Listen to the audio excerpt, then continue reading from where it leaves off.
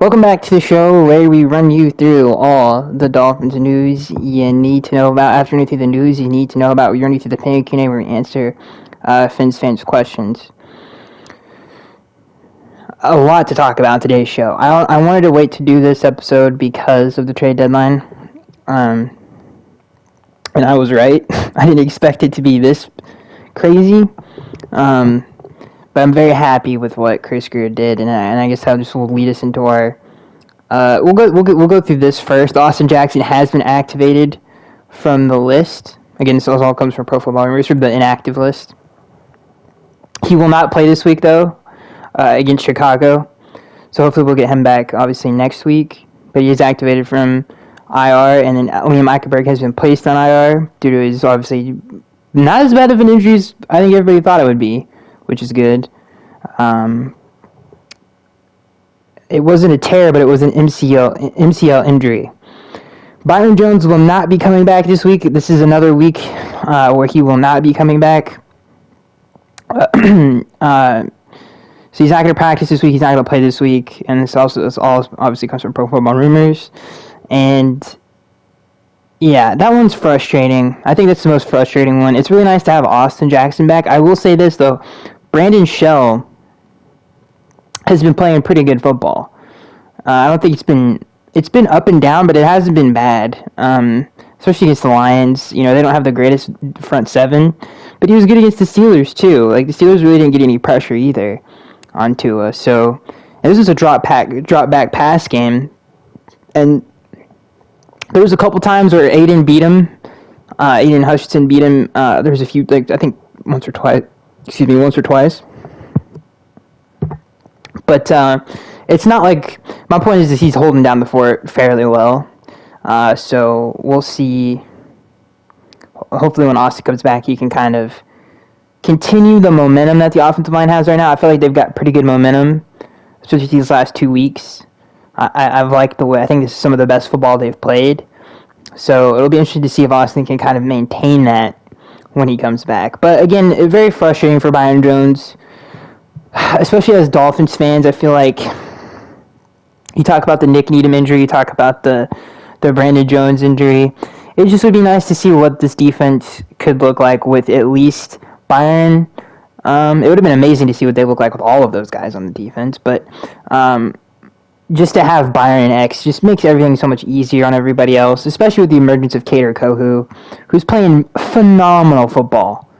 Like, the Lions game, that fourth down stop, was beautiful defense, especially for someone who's an undrafted rookie, who did not play high-level football in college. So, what a find by Josh Boyer, who's gotten all the credit for that one. And he has a really nice eye for defensive backs. But if Byron can come back with Xavier Howard and some of the additions that we're about to talk about that they made to the team, it's very obviously one of the most talented. It has tons of playmakers on this defense. It's kind of, I hope we get him back at least this upcoming week. The bye week is upcoming, and then we have the Texans. I think that would be a great game for him to come back, coming off the bye, come back healthy, get your feet wet against a not-so-good opponent.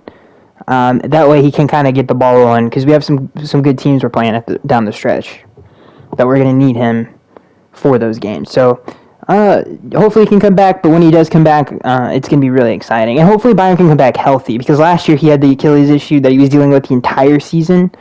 And I think a healthy Byron Jones is something we haven't really seen yet in a Dolphins uniform. So I'm excited for that as well. I'm in a way, I'm happy they're taking their time with him. And then on the other hand, it's like, man, I wish we could get him into the lineup as quickly as possible.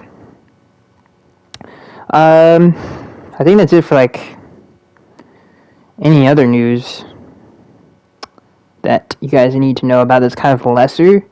So just a quick rundown. Byron's not coming back this week. Hopefully he comes back soon. Austin Jackson is activated off the IR, injured reserve. Still not playing this week. But that's pretty much it for the lesser news. Let's get into the news that broke the Dolphins fandom, and I think got everybody really excited. We'll start with the Jeff Wilson trade. And there's really two parts to this trade. Obviously, in the Chubb trade, which we'll talk about here in a second, they gave up Chase Edmonds to the Denver, which I want to talk about the two parts of this. I think the Chase Edmonds thing, I think, was a realization by the team that he didn't fit the running style at all. And, that's something that Chase was bringing up in press conferences, that you could see that it was something that he was going to have to get used to. It was a completely different run scheme than he had in Arizona. And it never really clicked. And the thing that really sucks about it is he is such a talented receiving back. He just hit that wall. He didn't overcome it in this previous game. He didn't overcome it in the Steelers game. I mean, he was legitimately a non-factor against the Lions. And it's unfortunate, because I really like Chase. He seemed like a cool dude in those press conferences. He's very talented. It just never worked. Like I said, in terms of him running the ball, it definitely wasn't a fit. I think that became more clear as the year went on. And the passing game is the most unfortunate thing, because he started off the year so well. And I think he, like I said, is a very talented player when it comes to that. And it just fell off. He just fell off a cliff. He could never get it back. So unfortunate that it couldn't work out here. I wish him all the luck in Denver, but it is what it is, man. It is what it is. And I do think that Mike, and especially Chris, I think and as his fans could see it too, like, it was just kind of time. It wasn't working. Even last week I was saying that we should keep trying to make it work. But I think the biggest problem with it was the run game was such a drop-off. Even when Ahmed would get into the game, he doesn't look very comfortable running the scheme either. Like, when Raheem's in the game and he's running the scheme, he's running the football, it's a completely different feel. It's a completely different run game. And we need more consistency there, because we need to at least get 100 yards rushing from our running backs, and we're not getting that right now. Even though I think the run game's getting better, I think with someone, this is why this trade is so big, I think this does get us more balance, and I think it's going to get us more consistency in the run game. But we're not going to have these drop-offs with these backup running backs that we've had. Like, Jeff Wilson's going to be able to come in and just continue to do what Raheem does. Very similar player. I think he runs with more power than Raheem, even though Raheem has sneaky power. But I think Jeff, great vision, great cut ability, which is something that this offense doesn't have. I think Raheem is great at picking a hole and hitting it. I think that's his best attribute. He's not really the greatest mover. Like, if it's a cutback lane, he's not going to cut on a dime like Jeff Wilson can. I think if he sees a hole and hits it, it's like nothing else in the NFL in terms of just getting there and hitting it. But I feel like Jeff brings... he's more of a complete Mac, honestly. And one of the things that I watched with him, and something that I was interested in seeing, is, like, can he catch the ball in the backfield? Really good at catching the ball in the backfield. Something I did not know about him. I've always loved watching him in the San Francisco games. He, like I said, he's got great vision, runs with some power. He's great cut ability, great balance, which is all the things you want to see in a running back. But his pass catching stuff, I did not know he was so good at. So that was a big surprise, and something they actually did with him more in San Francisco than I thought. So he can add that element to the offense as well. So Jeff Wilson, I think, has a bright future in Miami. He's a young player. We didn't give up much for him in the trade. We just gave up a 5th-round pick in 2023. And he's only 26 years old. I love his run style. And I'm very, very, very excited to get him down in Miami, because, like I said, for all the same reasons, like, there's not going to be a massive drop-off, especially in the run game. I think this gets us at 100 yards rushing a game, which is really good. And he's also a good player to throw passes to out of the backfield, which I think is something...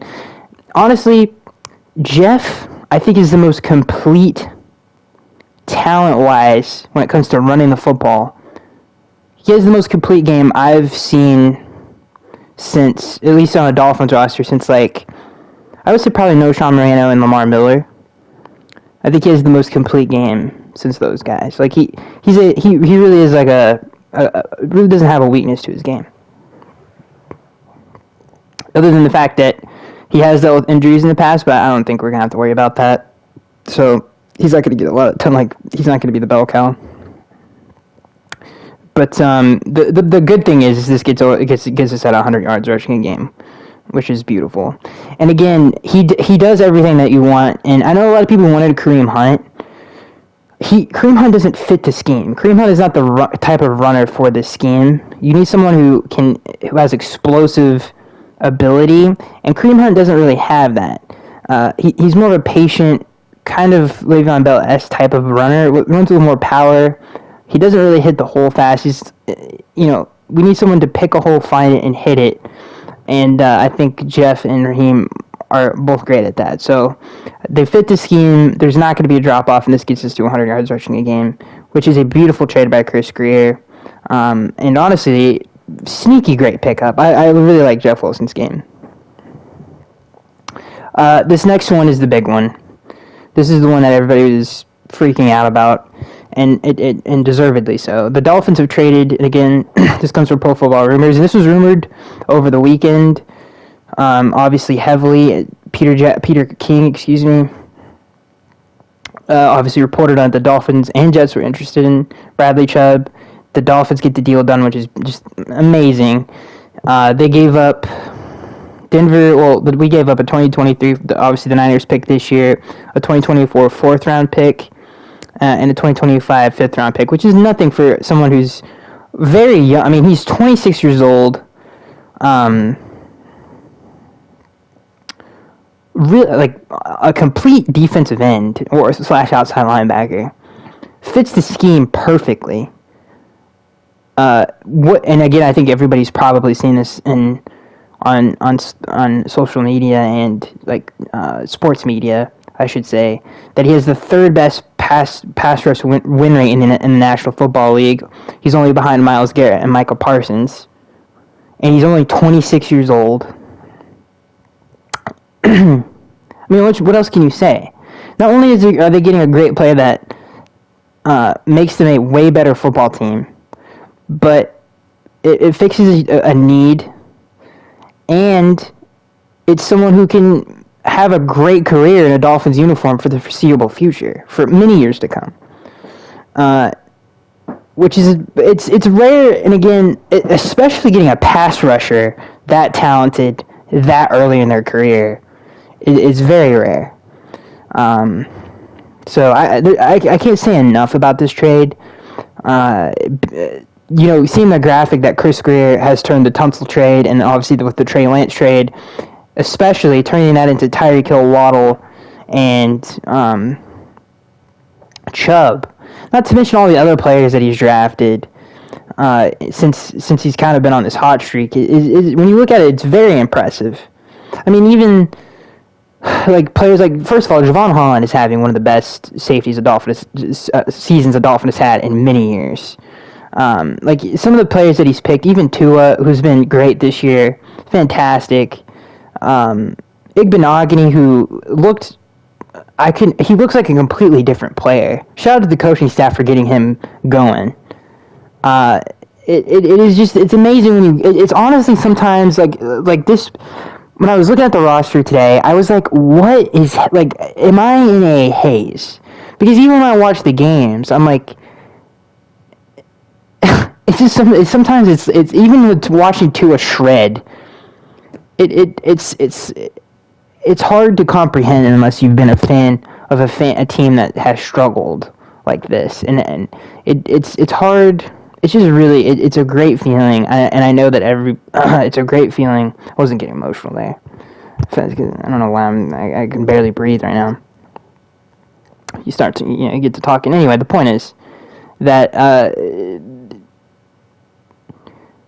don't know what it's a great feeling. I mean, obviously having I guess that's really what it is just having great players at like a ton of different positions, and they're all young players, which is great too. It's just, when I look at this roster, man, it's such a good team. It's a great team. And I have not been able to say that since I've been doing this show, and for probably definitely my entire Dolphins fan life for sure. There hasn't been this good of a roster. It's not even close. And this just, like I said, just kind of brings it to a different stratosphere. And this is a guy that Dolphins fans can root on for years to come. It's not like he's 30 and we might get 2 prime years out of him. The prime of his career is ahead of him. And he was having a great season before we traded for him. And he gets added to a front 7 group that's already talented. Christian Wilkins is having the best season of his career. And it's something that the Dolphins needed.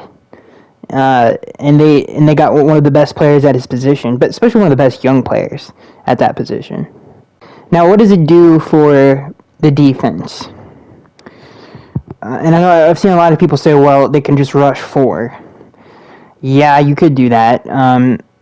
I think that, yeah, of course it helps the rush 4 defense. It's going to help a lot of different things, but I think it allows, I think this is what they did, especially in New England, what they did with Matthew Judon, is it allows you to be super creative up front, and this is what you see with a lot of really good pass rushers. You can do things to manipulate pass protections even more because each team has to go into the week thinking, where is Bradley Chubb? When it's 3rd down, where is he? You have to know where he is at all times because he's that effective. So you can manipulate as a defensive coordinator and get even more creative in the front 7 to open up other guys because of that. And Josh is very good at that. And I think you're going to see even more movement up in the front 7, especially with those front 4 guys. I think you're going to see a lot more movement because of that. And I think that's what it's going to do. I think that's the biggest impact he's going to bring. And he's going to be a great closer. And I think it's going to upgrade our turnover rate too, because something that Bradley's always been great at his entire career is when he gets to the quarterback, he gets the ball out. He's very, very good at that. He's a great run defender too. Great run defender. Very athletic, which is great too. I think that's something this defense needs. Is a special athlete, especially on the front 7 with all these mobile quarterbacks. It's going to help our 3rd down efficiency a lot. So all of those things, it just makes you a better defense in every which way possible.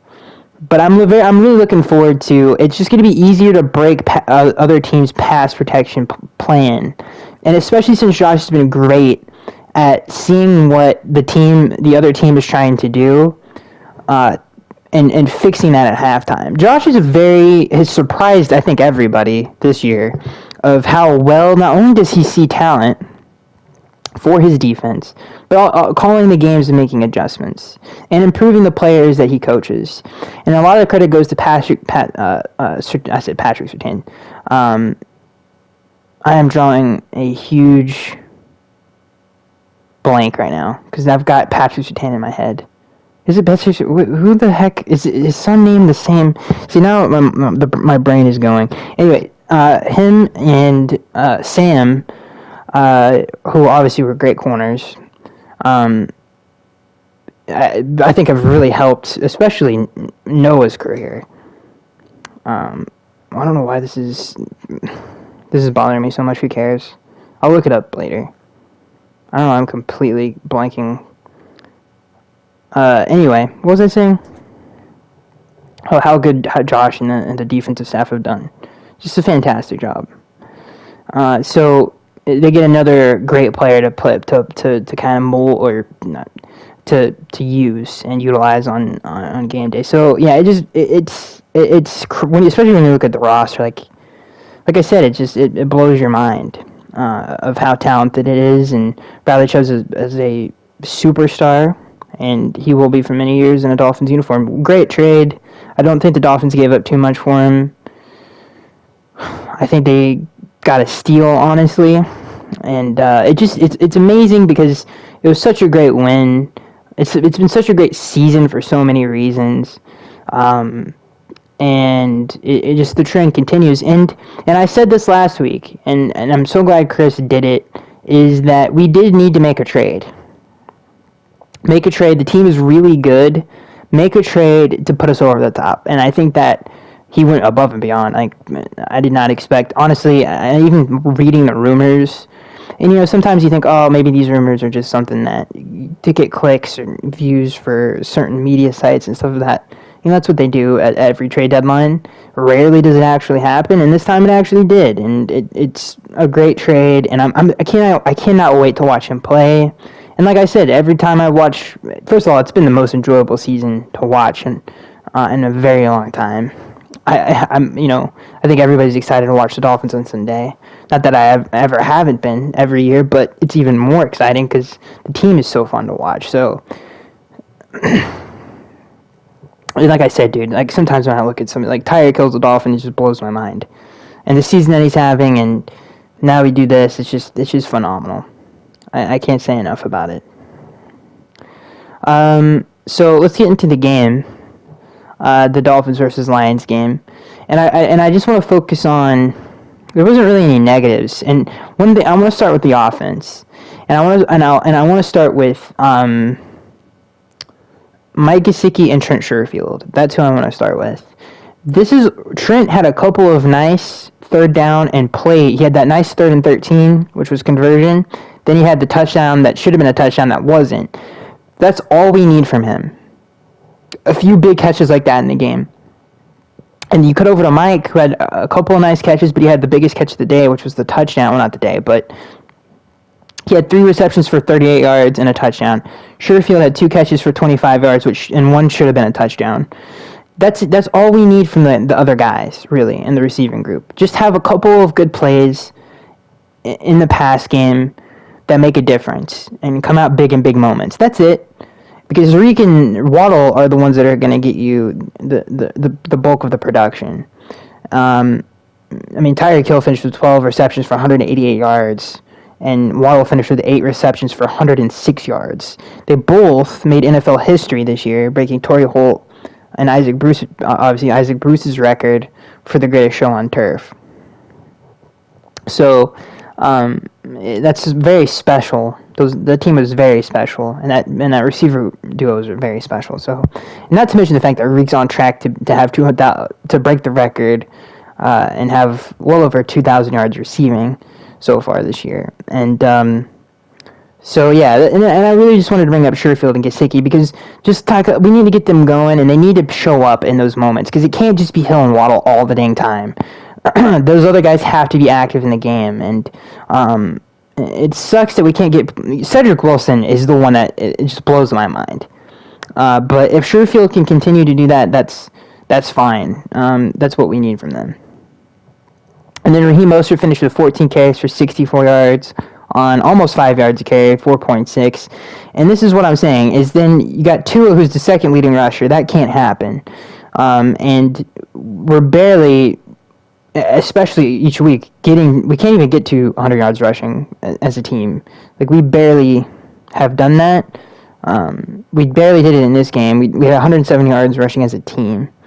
And a lot of that was because of Tua. So, and again, the addition of Jeff Wilson is so big because there won't be a drop-off in play when he comes into the game.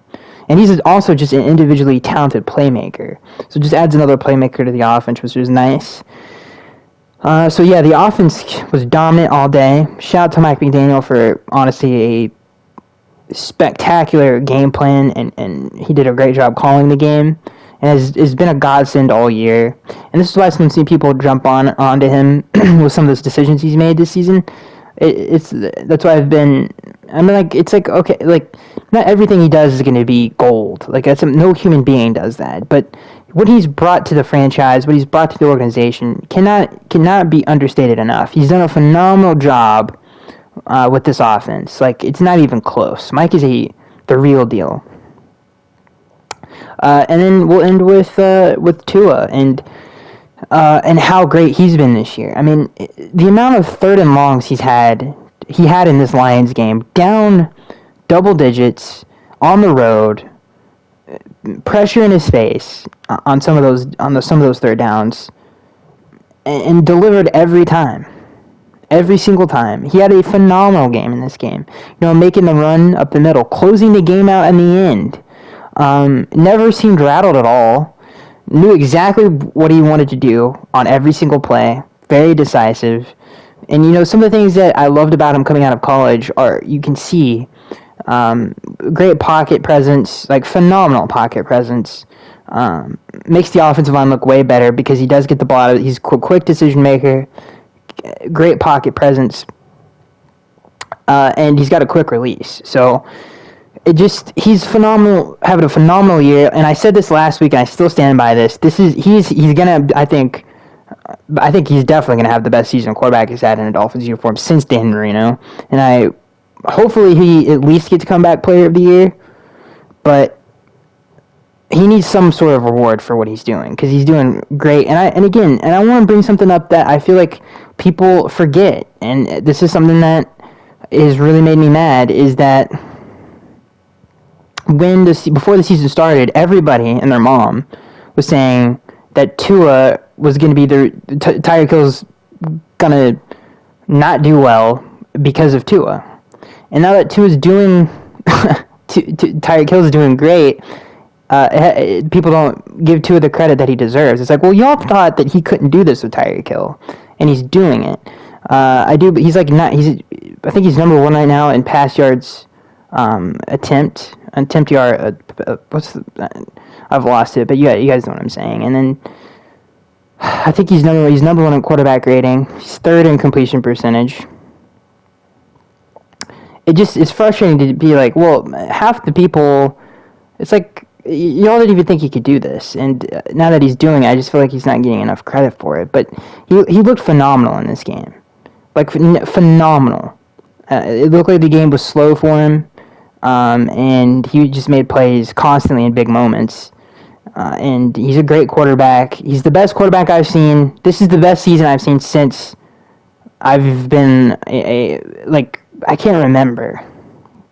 It's not even close to anything I can compare it to. At least in my fandom era. Like, it's better than everything I can even bring up. It's not even close. I mean, we did in the off season, we did the top 5 quarterbacks season since Dan Marino retired. This would be number 1 so far, and it's not even close. He's playing really high level football right now, and I don't see it stopping anytime soon. So he's just phenomenal, and it's just great to be able to watch great quarterback play on Sundays. That was a great game by him, and he's playing phenomenal football right now. And again, and this is something that I brought up last week that people keep bringing up, and it's just not true. It's factually not true. Is the screen? They're like, all he does is throw screens and RPOs. That's not true. Especially the screen stuff. We are awful at screens. And I brought this up last week. We have to be the worst screen team in the National Football League. The only negative play the Lions really had, other than the fumble, was a screen to Tyreek Hill that got blown up. We had, actually, thank God and God bless it, but we had a really nice screen that led to the 4th down conversion to Jalen Waddle. That was like the best screen we've had all year. We've been awful at screens. So people who think that are just stupid and ignorant and have no idea what the heck they're talking about and don't watch the games. Like, that's just not true. That is not true. Tua's made so many phenomenal throws this year that nobody thought he could make. People forget about him splitting the defense against Buffalo and that beautiful post for a touchdown. He had another with the fade to Waddle in this game. The throw to Rivercraft against the Buffalo Bills was a beautiful throw. Like, he's had a lot of big-time throws this year. The deep out route to Tyreek Hill in this game. Like, those are throws that people didn't think he can make, and he's making them, and nobody's bringing it up. And not only that, but I'm annoyed because you can tell that people don't watch our games, and the things that they say are not true. It's not even like you just watch the games and you'll know. It's frustrating. It's just not true. Like, the offense that I feel like people think he's still running the same offense that he ran last year, and that's not true. I don't know. It's just annoying. And here's another thing I will say. When Jalen Hurts runs RPOs and his success ladder, nobody brings that up. And it's like, well, what? Who cares if they're successful at RPOs? Who cares? He's also really good in the drop pass game. 3rd and 13, 3rd and 8, 3rd and 6, all of these third and longs that he converted in this game. You can't run screens and RPOs to convert those. This isn't the 49ers with Jimmy Garoppolo throwing a screen on 3rd and 13 to Debo and him running a 60-yard touch. That it hasn't happened, doesn't happen.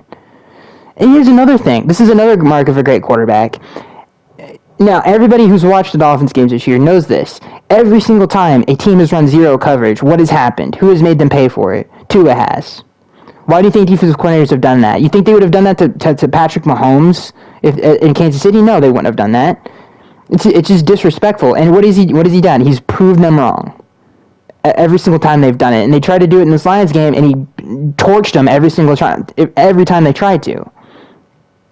So it's just stuff like that is annoying and doesn't make any sense and is ignorant, and I'm sick and tired of hearing about it. And of course it won't stop, but who cares? It's at least it's not the truth. And I'll end with this. And I'm being serious. I know the Lions defense is not good, like by any stretch of the imagination, but like I could give you quarterbacks that people praise that first of all have been bad on 3rd down, but would not make those same throws that he did in that game on 3rd down, especially on 3rd and long. Like, there's a lot of quarterbacks in the league that would not have done the same things that Tua did in that game. I'm being deadly serious right now. Even like, if you want to get really disrespectful, if you compare him to like someone, first of all, they're not even on the same galaxy, but comparing him to someone to like Jimmy Garoppolo, and I know for a fact, would not have made some of those throws on 3rd and long. He would not have made those decisions. He would not have gotten the ball out of his hands. He would have gotten sacked. Let's pick a more high-profile quarterback that would not have done that. Trevor Lawrence would not have done that. And I'm just saying, people praise Trevor Lawrence. We'll go to another one that people love to give credit to. Zach Wilson. He would not have made some of those plays on Sunday. Who else can I bring up that people love? Mac Jones is another one. No, there isn't a shot on this planet, and he would not have made those same reads, the same throws on some of those 3rd and longs. I'm trying to think of someone else I can bring up.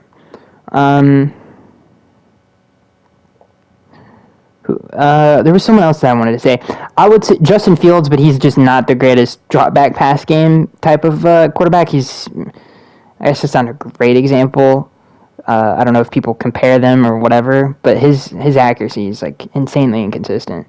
But my point is that I think Tua's greatest attribute and the thing that he does great is processing things, his accuracy, and making decisions, and his pocket presence. I think those things are very elite, and his feel for the game is elite as well.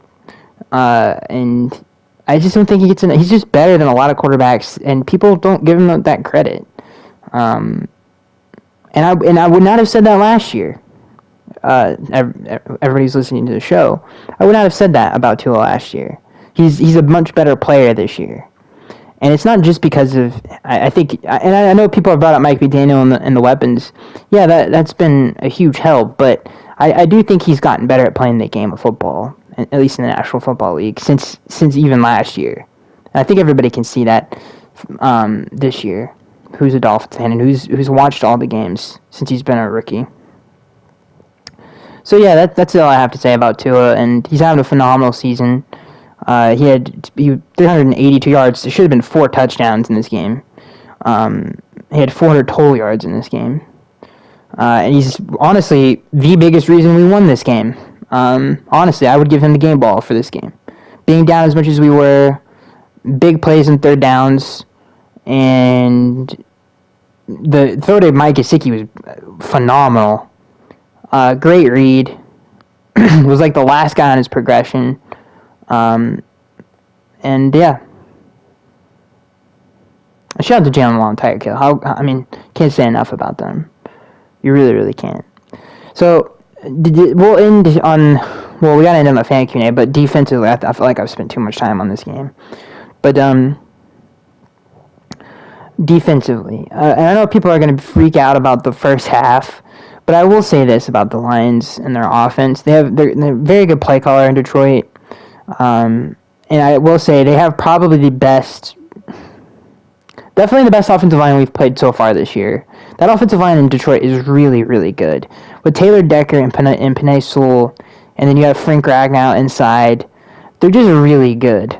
Very good offensive line. I think by far a top 3 offensive line. Honestly, probably, other than, I think we play the Niners, so I would say they're, honestly, I would say the Niners is more talented, but, man, the Lions' offensive line is really good, and they've been good all year. So I think that was a factor in this game. They're just really phenomenal unit. And obviously T.J. Hawkins has been traded, but he's a great run-blocking tight end as well. So they're a really physical team. Jamal Williams is a physical running back. And they just get you in a lot of third and shorts. And Goff has been really good and efficient. I mean, you should be on third and if you average 3rd and 5, 3rd and 3. And that's really been their formula with St. Brown and TJ. It's just hard to stop any NFL offense, especially when you get good pass protection on 3rd and short.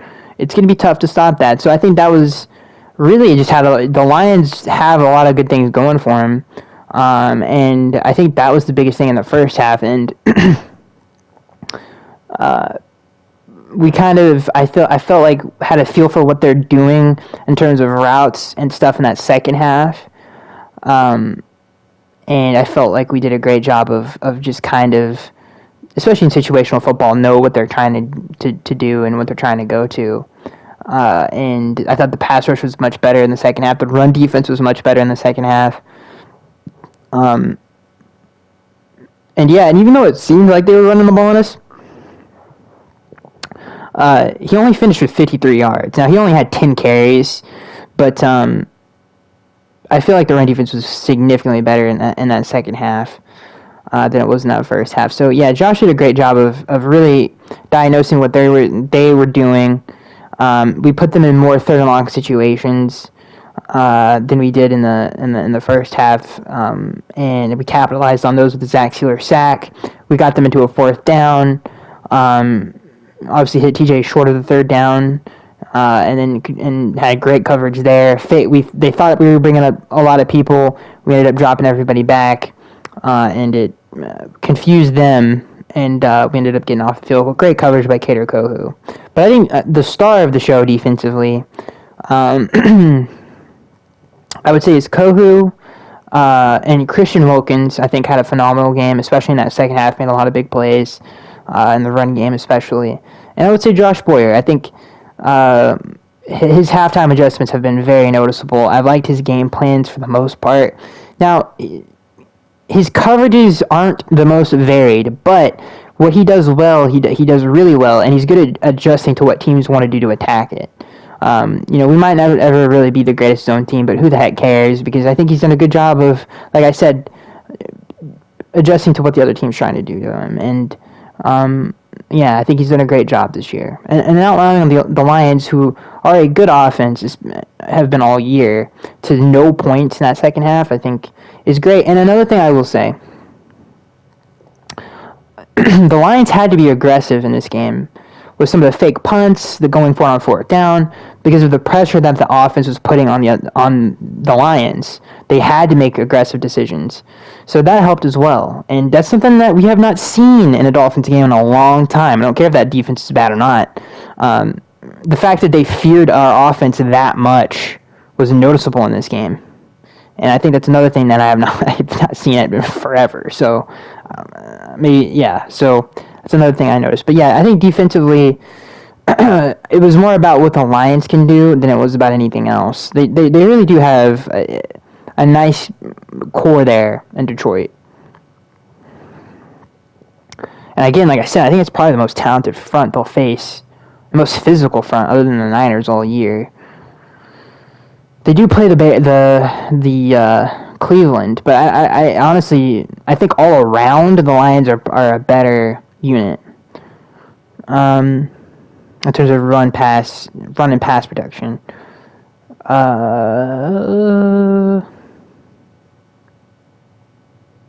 So that ends the game. I think the defense is gonna be way better, especially with the addition of Bradley Chubb. I think you're gonna see more sacks and turnovers because of that, and I think you're gonna see more sacks and turnovers because of the offense as well.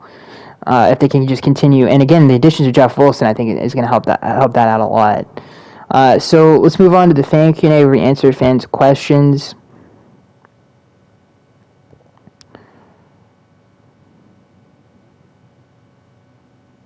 And one thing I will say is, and I brought this up earlier in the podcast, but I expect Bradley Chubb to be kind of used like Matthew Judon and constantly moving him around and putting him in positions to succeed and putting D offenses in tough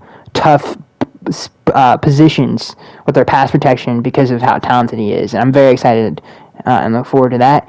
And one thing, and this is something I remembered before the draft, Bradley Chubb's draft, is that Bill Belichick clip, but I'm sure you guys can find it on YouTube, where he walked up to him and he said that, I wish we were bad enough to get you. And you rarely see that with Bill. And I thought, it just kind of, it doesn't really mean anything, but you kind of get a preview of how well he fits the defense. And I think I already brought this up, but he makes the front more athletic, too, to deal with some of these mobile quarterbacks. This next question comes from SM. He says, let's get into the fan Q&A. This first question comes from SM. He says, will we be healthy in the secondary soon? I mean, we definitely got healthy against Detroit with Crossan coming back and Kader Kohu, who's playing really, really phenomenal football right now. So, yes, I think we're getting healthy here, and I think you're going to see even more health soon. This next question comes from TR3MC. He says, is the injuries alone the reason Miami's defense isn't getting pressure on opposing quarterbacks, Ogba, Byron, Brandon, or is it poor defensive coaching schemes? No, it has to do with the injuries for sure. And one thing I will say, if you go back and watch that Pittsburgh game, and even some plays against Detroit, because, especially Detroit, they were in a lot of third and shorts early in that game. So he's going to get the ball out quick. You're almost it's impossible unless you have insane coverage and someone wins immediately to get a sack in those situations. And against Pittsburgh, Melvin Ingram should have had 4 sacks in that game. At least 3. And it was just almost every one of them, it was either a blown coverage or a third and short, and he could just throw to the flat route. So I think some of that is just bad luck, honestly. And I definitely think you're going to see that kind of turn. So especially with Bradley Chubb. So yeah, I don't blame it on the coaching at all. This next question comes from SM. He says, do you think some of the defensive players are not sold on Boyer? I mean, we have way too many injuries. Do you think they like Flores more so they are looking to not play? I don't know. It's a very weird question, SM. No, I honestly think he's definitely more liked in the locker room than Brian was. That's for sure. So no, I disagree with that. I'm actually surprised. I'm not surprised, but I think a lot of Dolphins fans are surprised of how well he has done, though. I definitely don't think some people aren't sold on Josh, for sure. Definitely not. This question comes from Ethan. He says, what do the Dolphins need to improve upon in order to beat the Bears, and how much faith do you have in us being able to improve it? Well, the Bears got a lot worse over the trade deadline, losing Roquan. That was a huge loss for them. But they don't have a very good offense at all. Their play calling is very simple. So yeah, Justin Fields kind of has to be Houdini every play. I think it's a good matchup for the Dolphins because what they like to do defensively should put a lot of pressure on them. Chicago for sure. And they're just not good at countering that. And especially with the addition of Bradley Chubb. This next question comes from SM.